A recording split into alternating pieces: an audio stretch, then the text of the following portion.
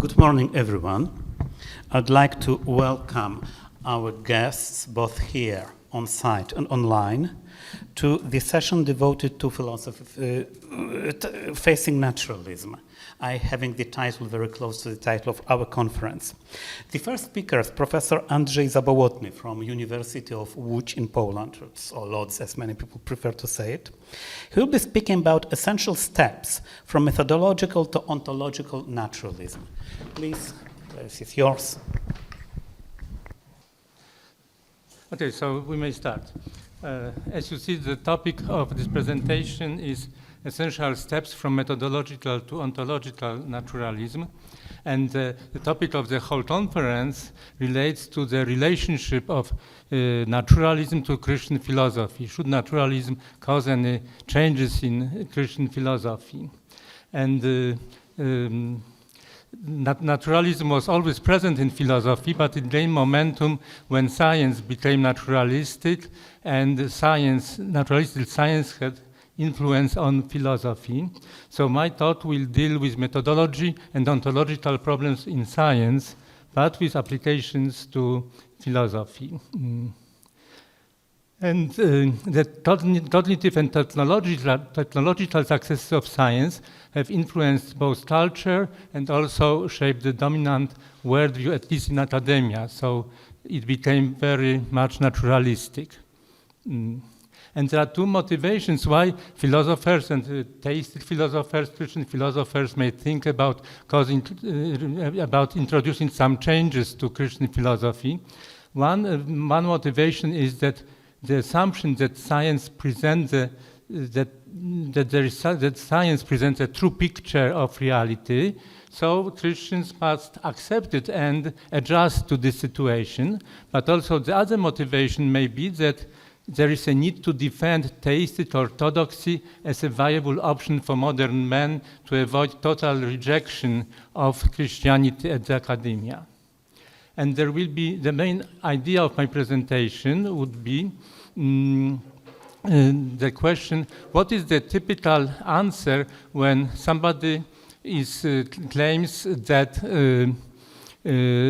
science is on the side of naturalism and is not neutral? And typical response to the charge that science promotes naturalism is to say that this is merely a methodological principle and not ontological. But here during my presentation, I will ask the question, what does it mean when used in philosophical discussions, philosophical arguments? And I will present four ways how step by step naturalism may be, this question may be answered. Four different ways of understanding naturalism in science, which, as you would see, would become more and more ontological and not only methodological. And we will ask the question, are they really methodological or do they include ontology? So the first typical position, the first typical claim is that, as I said, that science is neutral about naturalism because this is just a methodological rule, methodological principle. So if you take it literally, methodological naturalism would be understood as one of the characteristics of science, simply restriction on the way scientists carry out their mission without any personal ontological commitments. It's just the way scientists decide to do science. So as scientists, not as people in general, but as scientists, they look for natural causes and explanations and ignore potentially possible supernatural phenomena being beyond the scope of the science. So this seems to be the natural understanding of this rule of methodological naturalism. But if it's really like this, what should scientists be ready to admit if this is only just understood in this way, methodological principle? They should be ready to admit that some empirically accessible events may be beyond the scope of science, because according to this rule, science is just doesn't pay attention to what possibly is supernatural. That some of our knowledge may come from sources other than science, and that in some cases it's better to admit that there is no scientific explanation and not present naturalistic just so stories as facts. For example, I remember yesterday there was a short talk about the difference between four-leg locomotion the apes use and two-leg locomotion as human use. And the speaker yesterday claimed that there is no smooth connection between these two. So scientists should be accept that perhaps, and we don't know now what the scientific explanation of this connection between these two types of movement are possible. Also, scientists should be ready to admit that explanations including supernatural causes can be as plausible as the scientific ones, if they really mean this rule just a purely methodological principle. So the question is here, what is the goal of science? Is it to know the truth about the universe, whatever the truth is, or to know the naturalistic part of the truth? Is this goal limited, or is this goal very ambitious to know all the truth about the universe? And another question, what does science promote? Does science promote just a theistic scientific worldview? So does it create a neutral position? But there is a question then what such neutral position may be. Is it even possible? Or in reality, does science in practice, even with this first version of this rule, promote atheistic worldview? And here we have to consider that science has many ways to influence the way people think, both at academia and outside. Because science has its prestige, access to finances, dominance in the education, and science may claim its cognitive and technological success. So the question becomes, is science really ontologically neutral? And here there is a quote of Michał Heller, a Polish cosmologist who is involved also in the discussion science phase discussions, who also was the winner of the Templeton Prize. And in one of his books he wrote, perhaps the effectiveness of empirical methods say something about reality, and what it says may be, among other things, the conclusion about the validity of some version of ontological monism. So here he claims that this picture science supposedly neutral creates is more going into direction of naturalism. So even based on this principle alone, in practice science is not neutral in forming beliefs about the world. And here I would introduce an idea of evidence base. Evidence base is a set of beliefs that is used in conducting an inquiry. These beliefs can come from various sources. And here we may imagine two scientists. Scientist T has a set of traditional theistic Christian convictions in his evidence base, and scientist N, who is an ontological naturalist. And so the first one in his evidence base has such claims as the ones who I wrote here in the context of God's direct action. So there are beliefs like there is a God who is a creator, who not only sustains its existence, but may also influence the physical reality at any moment, he is able to perform miracles, and for example, the miracles events in the history of Israel, in the life of Jesus and his disciples, were very of supernatural nature. They have different evidence bases, and for scientist N, the ontological naturalism, methodological naturalism is obviously principle, but for theistic scientists, he cannot apply in science important part of his evidence base. And according to the methodological naturalism, scientific evidence base should not include supernatural Christian claims nor their contradictions. And often this first rule is expressed in a more advanced way as the aggressive of science principle. It requires the scientist to never give up search for a natural explanation of the phenomenon under study. So here, still there is no ontology here. It's only a consensus among scientists on how they conduct their scientific research. And here's another quote from Michał Heller. Hence the methodological directive. A scientist should never give up in the face of new questions, a priori assuming that they are beyond the sphere of competence of the scientific method.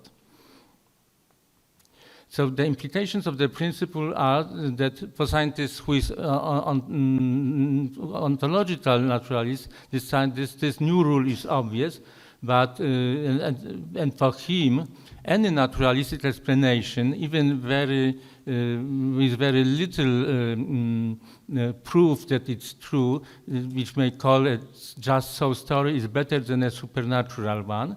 But scientist T may be accused of being a stopwatch of science if he claims that there is no natural explanation of any phenomena, and that perhaps this was a result of God's direct action. So scientist T in such fields of science may decide that he would rather use a different research field in which he may use more of his evidence base.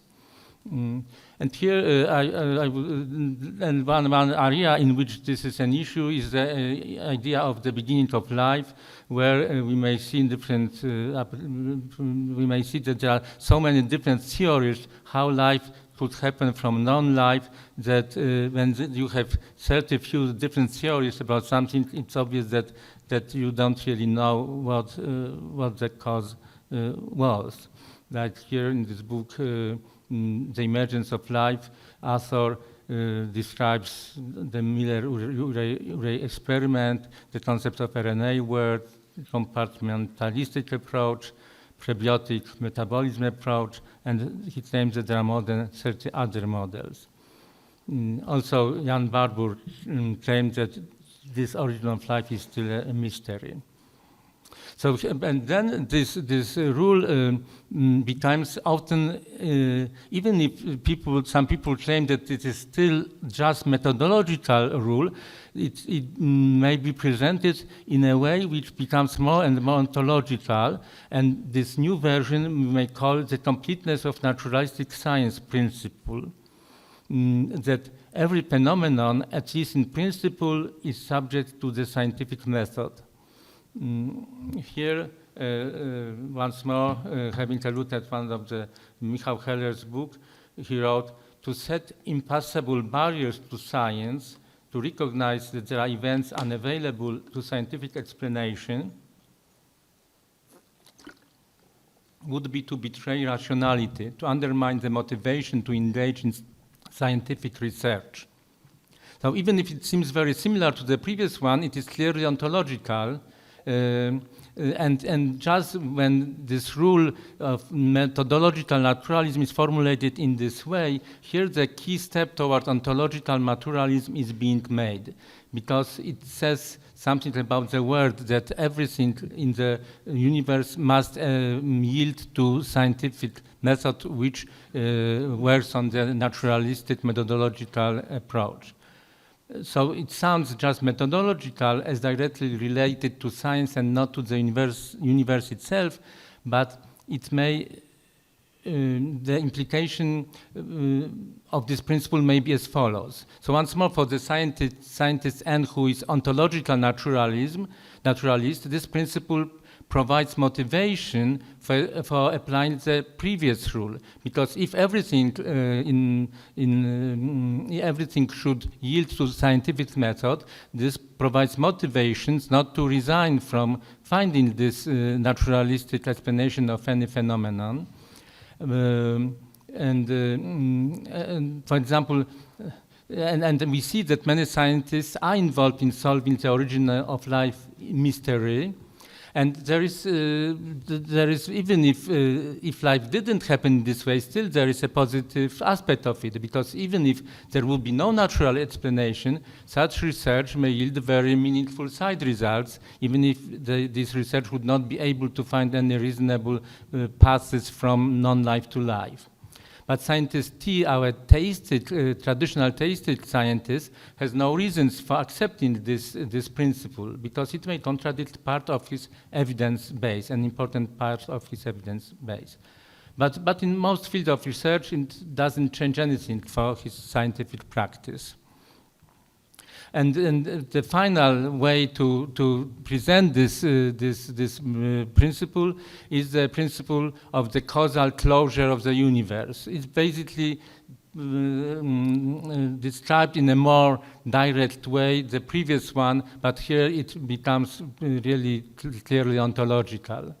And quote from Majewski Marcin, "The success of science based on the deterministic method, which says that a physical cause has a physical effect, is so great that today it is assumed that nature closes causally. This is such a fundamental rule, so to speak, that the cornerstone of the scientific method, which is called causal closure." So in this case, there is no place for God's direct action in the universe, because everything must have natural causation. And as I said, this is the conclusion of the previous, the third one, the third principle. So this means that there is no place in the universe for the direct actions of any supernatural being such as God. And if God exists at all, he can only sustain the world in existence, perhaps be the source of rationality, meaning, perhaps morality, but without any empirically detectable direct action. So then there's a question, there's no difference in empirical realm, why not choose a simpler ontology that there is no God at all? So if scientist T would accept this principle, he would need to change significant convictions in his evidence base. For example, accept so-called theistic naturalism position.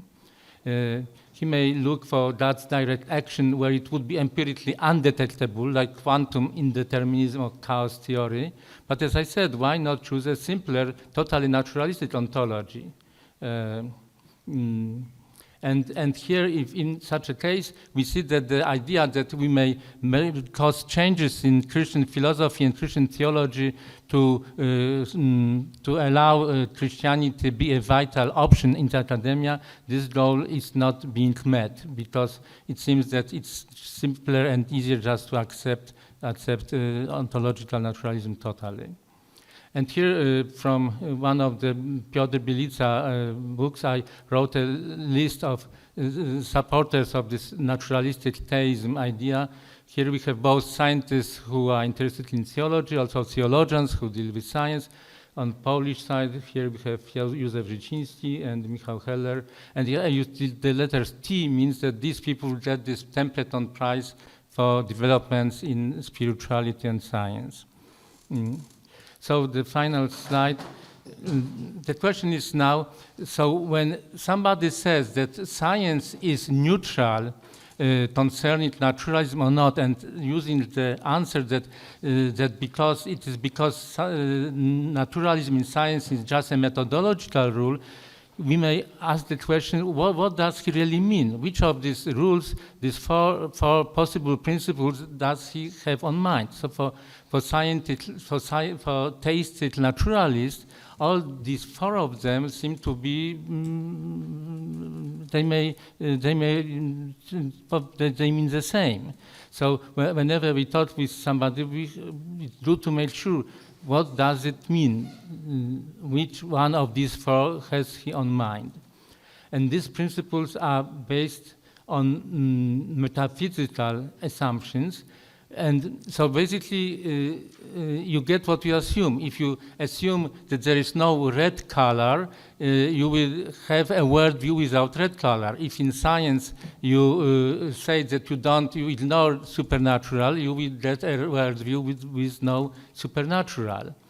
So, but then there's also a question, so why scientists theistic should change anything if it's evidence-based when he understands that this naturalistic, that the dominance of naturalism in science is because sometime during the history of science, these assumptions were being made and then they were being replaced in formulation in this more and more ontological way. But often these people from theistic naturalism direction claim that they are still the same.